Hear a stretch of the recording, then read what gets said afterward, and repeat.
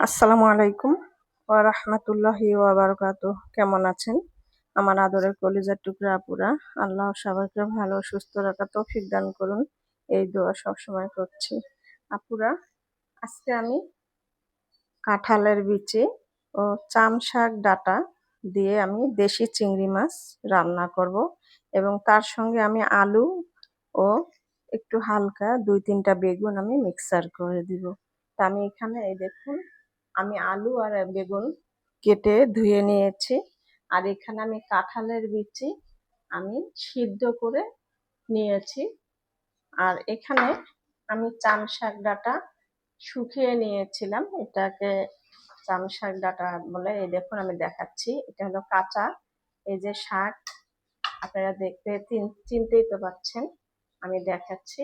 এই যে এটা হচ্ছে চাম শাক ডাঁটা, এটাকে শাক বলে। আর এই ডাঁটাগুলো আমি কুচি কুচি করে কেটে আমি রোদে শুকিয়ে নিয়েছি।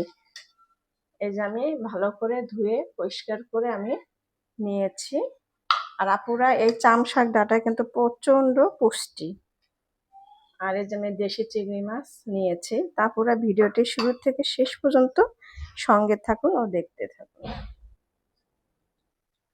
আপুরা, আমি একটা কড়াই বসিয়ে দিলাম, এবারে আমি দিয়ে দিব সরিষার তেল।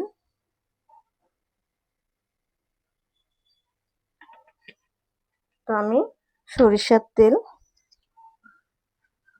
দিয়ে দিলাম,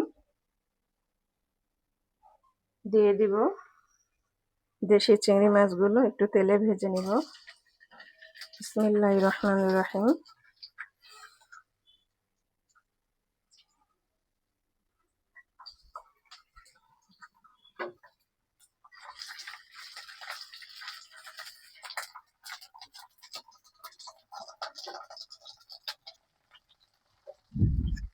তো আমি চিংড়ি মাছগুলো তেলে ভেজে নিচ্ছি।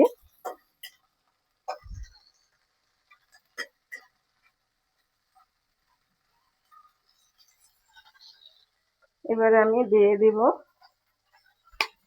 কাঁচামরিচ 2-1টা হালকা, দিয়ে দিব পেঁয়াজ কাটা,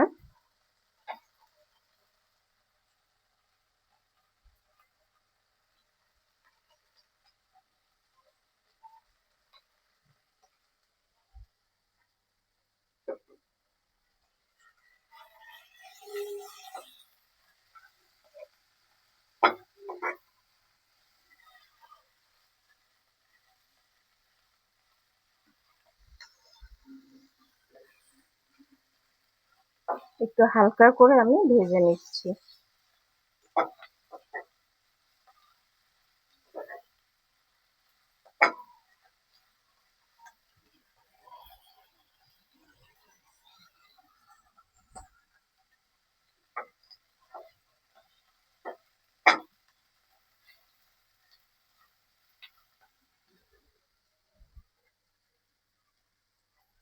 এবারে আমি দিয়ে দিব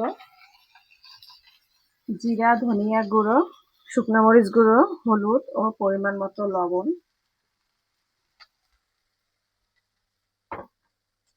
সামান্য পরিমাণ একটু আমি পানি দিয়ে দিব।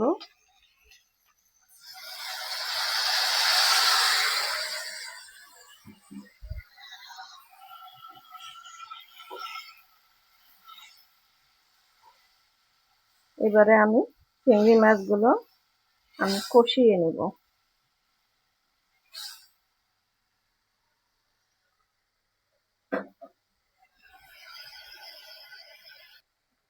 আপুরা, চিংড়ি মাছ কষানো হয়ে গেল, এবার আমি এর মধ্যে আলু আর বেগুন কাটা দিয়ে দিচ্ছি।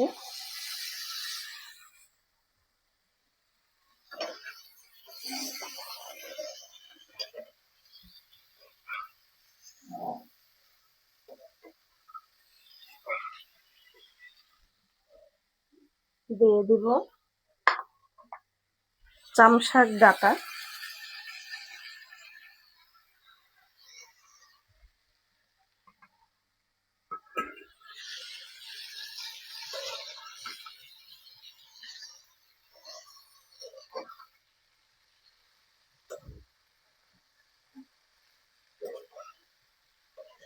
আপুরা, এই চামশাক ডাঁটা কিন্তু প্রচুর ক্যালোরি, ভিটামিন ও পুষ্টি আছে। আপনারা বাজারে পাইলেই এগুলো কিনতেও পাওয়া যায়, আর এগুলো আমরা কিনেই নিয়ে এসেছি। আপনারা কিনে সবসময় খাবেন, আর খেতেও অসম্ভব মজাদার। এবার আমি ঢেকে দিয়ে কষিয়ে নেব।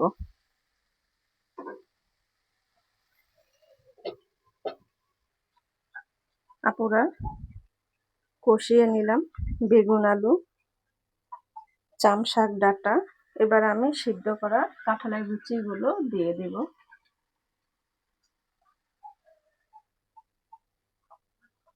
দিয়ে দেব পানি।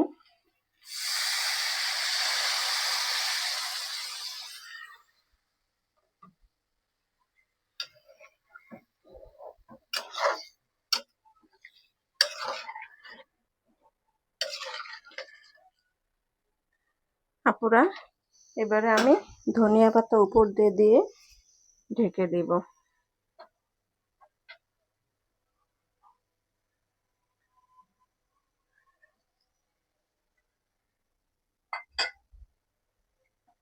এবার আমি ঢেকে দেব।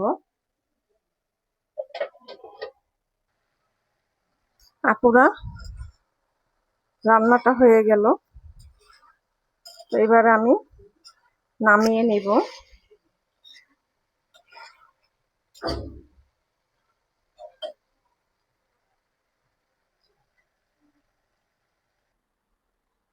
আপুরা, নামিয়ে নিয়ে আসলাম কাঁঠালের বিচি, চামশাক ডাঁটা, চিংড়ি মাছ, বেগুন আলু দিয়ে রান্না তরকারিটি আমি মাখানো করে রান্না করেছি। আপুরা, রান্নার ভিডিওটি আপনাদের কাছে কেমন লেগেছে অবশ্যই কমেন্টে জানাবেন।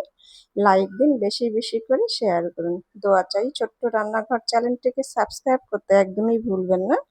যারা নতুন আপনারা দেখছেন, পাশে বেল বাটনটি ক্লিক করে আমার ভিডিওর পাশেই থাকুন। সবাই ভালো থাকুন ও সুস্থ থাকুন, এই দোয়া কামনা করে রেখে দিচ্ছি।